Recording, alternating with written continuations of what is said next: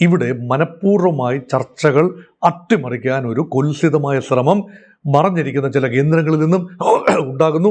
അത് അമേരിക്ക അതിന് വിധേയപ്പെടുന്നു എന്ന് വേണം കരുതാൻ.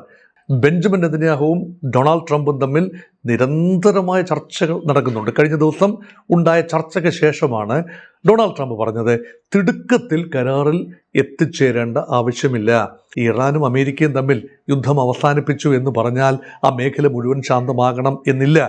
അവിടെയാണ് ഇസ്രയേൽ കൂടി സഹകരിക്കണം. അപ്പോൾ ഈ ഭാഗികമായി സമ്പുഷ്ടീകരിച്ച യുറേനിയം ഇറാന്റെ കൈവശം നിലനിർത്തിക്കൊണ്ട് ഒരു കരാറിൽ ഏർപ്പെടാൻ ഇന്നത്തെ നിലയിൽ അമേരിക്കയോ ഇസ്രയേലോ സമ്മതം മൂളില്ല. ഡോക്ടർ മോഹൻ വർഗീസ്, ഇറാനിൽ വെടിനിർത്തൽ നിലനിൽക്കുന്നതിനിടെ തന്നെ ദക്ഷിണ ഇറാനിൽ US സൈന്യം ആക്രമണം നടത്തിയിരിക്കുകയാണ്. ഹോർമുസ് കടലിടുക്കിൽ മൈനുകൾ സ്ഥാപിക്കാൻ ശ്രമിച്ച ഇറാനിയൻ റവല്യൂഷണറി ഗാർഡ് കോറിന്റെ ബോട്ടുകളും ഒരു മിസൈൽ വിക്ഷേപണ കേന്ദ്രവുമാണ് US ലക്ഷ്യമിട്ടത്. അമേരിക്കൻ സൈനികർക്കെതിരെയുള്ള ഭീഷണി തടയാനും തങ്ങളുടെ സൈനികരെ സംരക്ഷിക്കാനുമാണ് ഈ നീക്കമെന്ന് US സെൻട്രൽ കമാൻഡ് അറിയിച്ചിട്ടുമുണ്ട്. ഇടക്കാലത്ത് ശാന്തമായിരുന്ന അന്തരീക്ഷം വീണ്ടും വഷളാകുമോ? വീണ്ടും യുദ്ധഭീതിയിലാകുമോ ലോകം? ഏതാണ്ട് യുദ്ധ അവസാനമായി കഴിഞ്ഞു.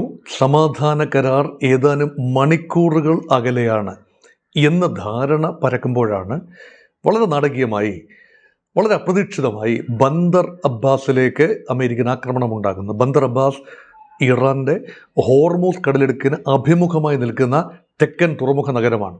അവിടെയുള്ള മിസൈൽ ലോഞ്ചേഴ്സ് ആക്രമണ വിധേയമാവുകയാണ്. ഇതിനുള്ള കാരണമായി അമേരിക്ക പറയുന്നത് ഇറാന്റെ ഗൺ ബോട്ടുകൾ, ഇറാന്റെ മറ്റ് ചെറിയ ബോട്ടുകൾ മൈനുകൾ വ്യാപകമായി ഇറാന്റെ അതിർത്തിയോട് ചേർന്നുള്ള പേർഷ്യൻ ഗൾഫ് മേഖലയിൽ വിതറുകയായിരുന്നു.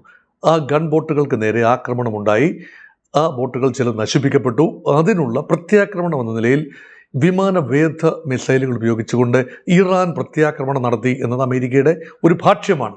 സ്വാഭാവികമായി ഈ പേർഷ്യൻ ഗൾഫിന് അഭിമുഖമായി ആയിരക്കണക്കിന് ഇടങ്ങളിൽ പേർഷ്യൻ ഗൾഫിനെ ലക്ഷ്യമാക്കി തെക്കുള്ള രാജ്യങ്ങളായ സൗദി അറേബ്യയും UAEയും ബഹ്റിനും ഖത്തറും ഈ രാജ്യങ്ങൾ ഒക്കെ ലക്ഷ്യമാക്കി മിസൈൽ വിക്ഷേപണ തറകളുണ്ട്.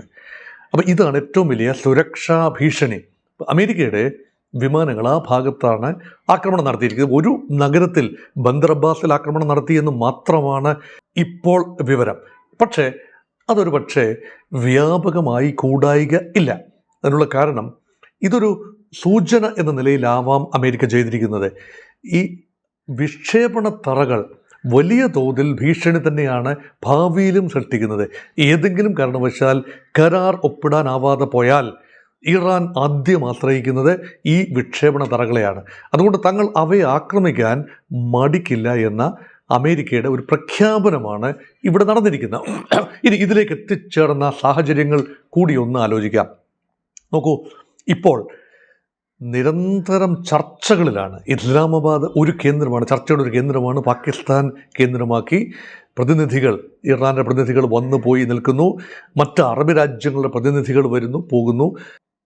പാകിസ്ഥാൻ്റെ വിദേശകാര്യമന്ത്രി എല്ലാ ഗൾഫ് രാജ്യങ്ങളിലും സന്ദർശിക്കുന്നു. ഇറാൻ തലസ്ഥാനമായ ടെഹ്റാനിൽ പാകിസ്ഥാൻ സേനാ മേധാവിയായ അസിം മുനീർ സന്ദർശനം നടത്തുന്നു. ഇതെല്ലാം ഒരു വശത്ത്.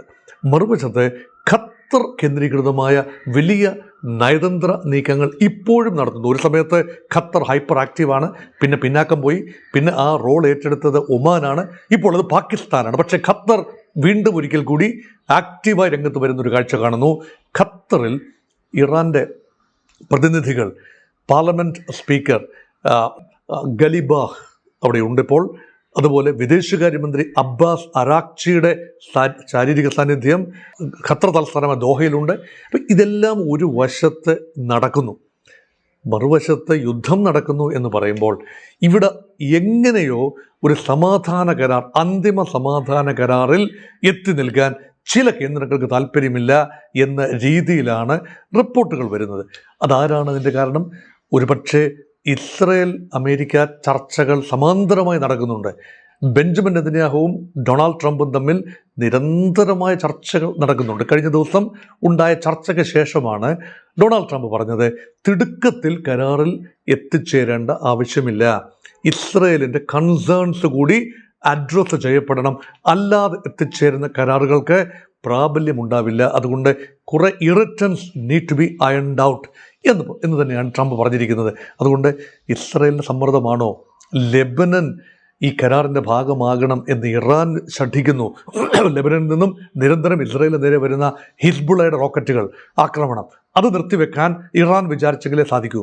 അതുകൊണ്ട് ഇതൊരു സമഗ്രമായ മേഖലാ കരാർ ആവണം എന്ന് ആവർത്തിച്ചത് ഒരിക്കൽ കൂടി പറയേണ്ട ഒരു ഗതി വരികയാണ്. എന്തുകൊണ്ടാണ് ഇത് ഇറാനും അമേരിക്കയും തമ്മിൽ യുദ്ധം അവസാനിപ്പിച്ചു എന്ന് പറഞ്ഞാൽ ആ മേഖല മുഴുവൻ ശാന്തമാകണം എന്നില്ല. അവിടെയാണ് ഇസ്രയേൽ കൂടി സഹകരിക്കണം. അപ്പം ആ ഒരു രീതിയിലേക്കാണ് കാര്യങ്ങൾ ഇപ്പോൾ പോകുന്നത്. ഇതിൻ്റെ എല്ലാം പശ്ചാത്തലത്തിലാണ് കഴിഞ്ഞ ദിവസം രാത്രിയിൽ നടന്ന ആക്രമണത്തെ നമ്മൾ അനലൈസ് ചെയ്യേണ്ടത്.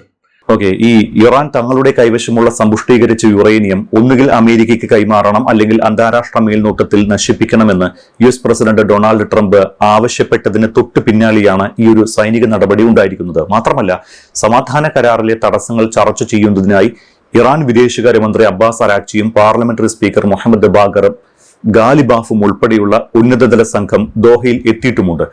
അമേരിക്കൻ ആക്രമണങ്ങൾക്ക് ഇറാൻ ഇതുവരെ പ്രതികരണം അറിയിച്ചിട്ടില്ല. മേഖലയിൽ വീണ്ടും പ്രത്യാക്രമണങ്ങൾക്ക് ഇറാൻ മുതിരുമോ? ഇറാൻ എന്തിനും തയ്യാറാണ് എന്നാണല്ലോ കഴിഞ്ഞ ദിവസം പറഞ്ഞിരുന്നത്. ഒരു സർപ്രൈസ് ഒക്കെ അമേരിക്കയ്ക്ക് ഒരുക്കിയിട്ടുണ്ട് എന്നും പറഞ്ഞിരുന്നു. ആ സാഹചര്യത്തിൽ എങ്ങനെയാണ് ഇപ്പോഴത്തെ അവസ്ഥയെ നോക്കിക്കാണേണ്ടത്? ഒരു ആക്രമണത്തിന് ശേഷം പ്രത്യാക്രമണം സംഭവിക്കുന്നത് തികച്ചും സ്വാഭാവികമാണ്. യുദ്ധങ്ങളിൽ അങ്ങനെയാണ്. ആ പ്രത്യാക്രമണത്തിൻ്റെ തോത് അതത് രാജ്യങ്ങളുടെ കഴിവിനനുസരിച്ചും ഇച്ഛാശക്തി അനുസരിച്ചും സാഹചര്യങ്ങൾ അനുസരിച്ചുമാണ്. പക്ഷെ ഭാഗ്യവശാൽ ഇറാൻ്റെ ഭാഗത്തു നിന്ന് വലിയ പ്രത്യാക്രമണങ്ങളൊന്നും തന്നെ ഗൾഫ് മേഖലയിലേക്കോ അമേരിക്കൻ സേനാ താവളങ്ങളിലേക്കോ ഇപ്രാവശ്യം ഉണ്ടായിട്ടില്ല. ഇതുവരെ ഇത് സംസാരിക്കുന്ന നിമിഷം വരെ ഉണ്ടായിട്ടില്ല എന്നതാണ് പ്രത്യേകിച്ച് പറയേണ്ട കാര്യം. ഇനി നോക്കൂ, ആത്യന്തികമായി ഒരു കരാറിൽ എത്തിച്ചേരണമെങ്കിൽ ഇത് ഫ്രെയിംവർക്കാണ്. ഇപ്പോൾ നടന്നുകൊണ്ടിരിക്കുന്നത് ഫ്രെയിംവർക്ക് മാത്രമാണ്. ഈ കരാറിൻ്റെ ടേംസ് ആൻഡ് റെഫറൻസ്, ഫ്രെയിംവർക്ക്, സാഹചര്യങ്ങൾ ഇതെല്ലാം മാത്രമാണ് ഇപ്പോഴും സംസാരിച്ചു കൊണ്ടിരിക്കുന്നത്. അന്തിമ കരാറിൻ്റെ ഭാഗമാകേണ്ടത് subject to the reopening of Hormuz and subject to the lifting of sanctions against Iran by America. ഇത് രണ്ട് കാര്യങ്ങൾ കണ്ടീഷനിലാണ്. ഈ രണ്ട് കാര്യങ്ങൾ സബ്ജക്റ്റീവായി നോക്കി അത് സാധിച്ചാൽ അടുത്ത് വരേണ്ടത് ആണവ വിഷയത്തിലെ തീരുമാനമാണ്. ഇപ്പം പ്രാഥമികമായി ഇറാനെ അമേരിക്ക അല്ലെങ്കിൽ ഇസ്രയേൽ ആക്രമിക്കാൻ കാരണമായത് ഇറാൻ്റെ ഭാഗത്തു നിന്ന് വരുന്ന ആണവ സമ്പുഷ്ടീകരണമാണ്. അത് ഗൾഫ് പ്രദേശത്താകമാനവും ഇസ്രയേൽ പ്രത്യേകിച്ചും ഉണ്ടാക്കാൻ സാധ്യതയുള്ള സുരക്ഷാ ഭീഷണി, ഈ വിഷയമാണല്ലോ ആക്രമണത്തിനെല്ലാം കാരണം. അങ്ങനെയെങ്കിൽ അതിനുശേഷം ഉണ്ടായതാണ്, ആക്രമണം നടന്നതിന് ശേഷം ഉണ്ടായതാണ് ഹോർമൂസിൻ്റെ ഉപരോധം. അത് ഇറാൻ്റെ വക ഉപരോധവും അമേരിക്കയുടെ വക ഇറാനോടുള്ള ഉപരോധവും എല്ലാം വന്നത് അതിനുശേഷമാണ്, ഈ ആക്രമണത്തിലെല്ലാം ശേഷമാണ്. അങ്ങനെയെങ്കിൽ ഒരു റിവേഴ്സ് ഓർഡറിൽ ഇത് പരിഹരിച്ചു പോകണം. അപ്പോൾ ഉപരോധം അവസാനിപ്പിക്കണം. അതേപോലെ തന്നെ ഇറാൻ്റെ എണ്ണ പൊതുവിപണികളിൽ വിൽക്കാനുള്ള സാഹചര്യം ഉണ്ടാകണം. ഇറാൻ്റെ മരവിപ്പിക്കപ്പെട്ട അസറ്റുകൾ, അത് ഖത്തറിൽ ഉൾപ്പെടെ പല രാജ്യങ്ങളിലുണ്ട്, അമേരിക്കയിലുണ്ട്, പലയിടത്തുമുണ്ട്. അതെല്ലാം തന്നെ കാലാകാലങ്ങളിൽ മരവിപ്പിക്കപ്പെട്ടത് തിരിച്ചെടുക്കാൻ ഇറാന് കഴിയണം. ഇതെല്ലാം സാധ്യമാകുമ്പോഴാണ് ഒരു ഗുഡ് വിൽ ഉണ്ടാവുന്നത്. ആ ഗുഡ് വില്ലിനെ ബേസ് ചെയ്താണ് ഇറാന് പറയാൻ കഴിയും ആണവ കാര്യങ്ങളിൽ ഇനി തങ്ങൾക്ക് മുന്നോട്ട് പോകേണ്ട ആവശ്യമില്ല. കാരണം തങ്ങൾ ആ രീതിയിലുള്ള സുരക്ഷാ ഭീഷണി നേരിടുന്നില്ല. അതുകൊണ്ട് തങ്ങളുടെ ആണവ സമ്പുഷ്ടീകരണം ഒന്നുകിൽ ഭാഗികമായി നിർത്തിവെക്കാം, അല്ലെങ്കിൽ കുറച്ച് കാലത്തേക്ക് നിർത്തിവെക്കാം, അല്ലെങ്കിൽ അത് കുറച്ചു കൊണ്ടുവരാൻ കഴിയും. നിലവിലുള്ള സമ്പുഷ്ടീകരിച്ച യുറേനിയം അത് 60% സമ്പുഷ്ടീകരിച്ച യുറേനിയമാണ്. അത് വെപ്പൺ ഗ്രേഡിനോട് അടുക്കുന്ന ഇതാണ്. 90% ആയി കഴിയുമ്പോൾ ശരിക്ക് ആണവ ആയുധങ്ങൾ ഉണ്ടാക്കാൻ പറ്റുന്ന ഒരു അന്തരീക്ഷമാണ്. അപ്പോൾ ഈ ഭാഗികമായി സമ്പുഷ്ടീകരിച്ച യുറേനിയം ഇറാൻ്റെ കൈവശം നിലനിർത്തിക്കൊണ്ട് ഒരു കരാറിൽ ഏർപ്പെടാൻ ഇന്നത്തെ നിലയിൽ അമേരിക്കയോ ഇസ്രയേലോ സമ്മതം മൂളില്ല. അങ്ങനെയെങ്കിൽ അതിലൊരു വിട്ടുവീഴ്ച ഇറാൻ ചെയ്യേണ്ടി വന്നേക്കാം. എന്തുതരം വിട്ടുവീഴ്ചയാണ്? ഒന്നുകിൽ ഇറാൻ ചില ഉറപ്പുകൾ നൽകണം, തങ്ങൾ തന്നെ കൃത്യമായി അത് സൂക്ഷിച്ചു കൊള്ളാം, കാലാകാലങ്ങളിൽ IAEAയുടെ ഇൻസ്പെക്ഷൻ സാധ്യമാകുന്ന രീതിയിൽ തങ്ങൾ തന്നെ അത് സുരക്ഷിതമായി കൈവശം വെച്ചുകൊള്ളാം. ഇറാനെ അമേരിക്ക വിശ്വസിക്കുന്നതേയില്ല. ഭാവിയിൽ സമ്പുഷ്ടീകരണം നടക്കില്ല എന്ന് ഉറപ്പുവരുത്താനുമാവില്ല. അതുകൊണ്ട് ആ പ്രപ്പോസൽ നടക്കില്ല. പിന്നെ രണ്ടാമത്തെ ഓപ്ഷൻ, ഇത് ഭാഗികമായിട്ടെങ്കിലും നിർവീര്യമാക്കിയതിനു ശേഷം ബാക്കി വരുന്ന ഭാഗം ഒരു ആണവ രാജ്യത്തെ, അത് റഷ്യയാകാം ചൈനയാകാം, ഓൾറെഡി ആണവായുധങ്ങൾ ഏറെ കൈവശമുള്ള റഷ്യയിലോ ചൈനയിലോ അത് കൊണ്ടുപോയി സുരക്ഷിതമായി സൂക്ഷിക്കാം. അപ്പോൾ ഈ കരാറിൻ്റെ ഭാഗമായി റഷ്യയോ ചൈനയോ ഉൾപ്പെടുത്തേണ്ടി വരും. റഷ്യൻ പ്രസിഡന്റ് വ്ളാഡിമിർ പുടിൻ അതിന് സന്നദ്ധത പറയുകയും ചെയ്തു. പക്ഷേ ആ രീതിയിലും ചർച്ചകൾ മുന്നോട്ട് പോകണമെങ്കിൽ ഭാഗികമായ ഒരു കരാർ ഉണ്ടാകണം, പൂർണ്ണമായ വെടിനിർത്തൽ ഉണ്ടാകണം. 2 മാസത്തേക്ക് വെടിനിർത്തൽ ദീർഘിപ്പിക്കുന്നു എന്ന അമേരിക്കയുടെ പ്രഖ്യാപനം തത്വത്തിൽ ഇരുഭാഗവും ഇറാനും അമേരിക്കയും അംഗീകരിക്കുകയും വേണം. അപ്പം ഇതെല്ലാം സാധ്യതകളായി ഇരിക്കെ ഇപ്പോൾ വരുന്ന ഒരു വലിയ പ്രശ്നം എന്താണ്? ഇപ്പോൾ ആക്രമണം നടന്നിരിക്കുന്നത്, അത് പ്രത്യേകിച്ച് ദൂതന്മാർ, നേരത്തെ ഇവിടെ സൂചിപ്പിച്ചതുപോലെ ഇറാൻ്റെ ദൂതന്മാർ ഖത്തറിൽ സംസാരിച്ചു കൊണ്ടിരിക്കുന്നതിന് പാരലായി അവിടെ ആക്രമണം നടക്കുമ്പോൾ എന്താണ് ധരിക്കേണ്ടത്? ഇവിടെ മനഃപൂർവ്വമായി ചർച്ചകൾ അട്ടിമറിക്കാൻ ഒരു കുൽസിതമായ ശ്രമം മറഞ്ഞിരിക്കുന്ന ചില കേന്ദ്രങ്ങളിൽ നിന്നും ഉണ്ടാകുന്നു. അത് അമേരിക്ക അതിന് വിധേയപ്പെടുന്നു എന്ന് വേണം കരുതാൻ. അതുകൊണ്ടാണ് ഒരു പക്ഷേ ഇപ്പോൾ കുറച്ചേറെ അടുത്ത് നിൽക്കുന്നു, കരാറിനോട് അടുത്ത് നിൽക്കുന്നു. അന്തിമ കരാറല്ല, ആദ്യ കരാറാണ്. വെടിനിർത്തൽ 2 മാസത്തേക്ക് കൂടി ദീർഘിപ്പിക്കുകയും സമാധാനത്തിലുള്ള ഫ്രെയിംവർക്ക് തയ്യാറാക്കപ്പെടുകയും ചെയ്യുന്നതാണ് ആദ്യ കരാർ. ആ കരാറിനോട് തൊട്ടടുത്ത് ഒരുപക്ഷെ ഏതാനും മണിക്കൂറുകൾക്കുള്ളിൽ അല്ലെങ്കിൽ ഏതാനും ദിവസങ്ങൾക്കുള്ളിൽ തന്നെ സാധ്യം ആവേണ്ടതാണ്. അവിടെയാണ് ഇപ്പോൾ ട്രംപ് ഭാഗികമായി മലക്കം പറയുന്നത്. ഇത് ആദ്യമായിട്ടല്ല, വളരെ ബുദ്ധിമുട്ടാണ് ട്രംപിൻ്റെ കാര്യത്തിൽ തീരുമാനമെടുക്കുക. നമുക്ക് ട്രംപ് ഓരോ ദിവസവും പറയുന്നതിനെ വെച്ചുകൊണ്ട് അനലൈസ് ചെയ്യാൻ ബുദ്ധിമുട്ടാണ്. ഇപ്പോൾ പറയുന്നതല്ല തൊട്ട് പിറ്റേ ദിവസം പറയുന്നത്. അതുകൊണ്ട് നേരെ ഓപ്പോസിറ്റ് ഒരു കാര്യം പറയുമ്പോൾ എങ്ങനെയാണത് നാളെ നിങ്ങൾ പറഞ്ഞത് ശരിയായില്ലല്ലോ എന്നാരെങ്കിലും പറഞ്ഞാൽ, നമ്മൾ പറയുന്നതെല്ലാം ഒരു വ്യക്തി, പ്രധാനപ്പെട്ട ആളാണല്ലോ ഡൊണാൾഡ് ട്രംപ്. ബെഞ്ചമിൻ നെതന്യാഹുവും ഡൊണാൾഡ് ട്രംപും ഒക്കെ പറയുന്നതിനെ ബേസ് ചെയ്ത് മാധ്യമങ്ങൾ റിപ്പോർട്ട് ചെയ്യുന്നതിനെ കൂടെ ബേസ് ചെയ്താണ് ആഗോള മാധ്യമങ്ങൾ നൽകുന്ന ഒരു ചിത്രം പരിഗണിച്ചാണ് ചില സൂചനകളിലേക്ക് എത്തുന്നത്. അല്ലാതെ പ്രൊജക്ഷൻ നടത്താൻ ഞാനൊരിക്കലും ഒരു രാഷ്ട്രീയ ജ്യോത്സ്യനോ അന്താരാഷ്ട്ര ജ്യോത്സ്യനോ അല്ല. ആ ഒരു കാര്യവും പ്രവചിക്കാറുമില്ല. കാര്യങ്ങൾ വിലയിരുത്തുക, അപഗ്രഥിക്കുക, അത് മനുഷ്യന് മനസ്സിലാകുന്ന രീതിയിൽ പറയുക എന്നത് മാത്രമല്ലാതെ ഒന്നും ഇവിടെ ചെയ്യാനില്ല. അല്ലാതെ ഒരു പ്രവചനവും നാളെ എന്ത് സംഭവിക്കും എന്ന് പ്രവചനം നടത്താൻ ഒരു മാധ്യമങ്ങൾക്കും ആവില്ല, രാഷ്ട്രീയക്കാർക്കും ആവില്ല, അമേരിക്കൻ പ്രസിഡന്റിന് പോലും അറിയില്ല നാളെ എന്താവും നടക്കുന്നതെന്ന്. കാരണം അദ്ദേഹം എന്ത് ചെയ്യുന്നതെന്ന് തന്നെ അദ്ദേഹത്തിന് അറിയില്ല. പിന്നെ എങ്ങനെയാണ് ലോകത്തെക്കുറിച്ച് പറയുക? അതുകൊണ്ടാണ് ഭാവി പ്രവചനമല്ല ഒരു വീഡിയോയുടെയും, ഞങ്ങളൊന്നും ചെയ്യുന്ന ഒരു വീഡിയോയുടെ ഉദ്ദേശം നാളെ ഇങ്ങനെ സംഭവിക്കുമെന്ന് പറയുകയല്ല.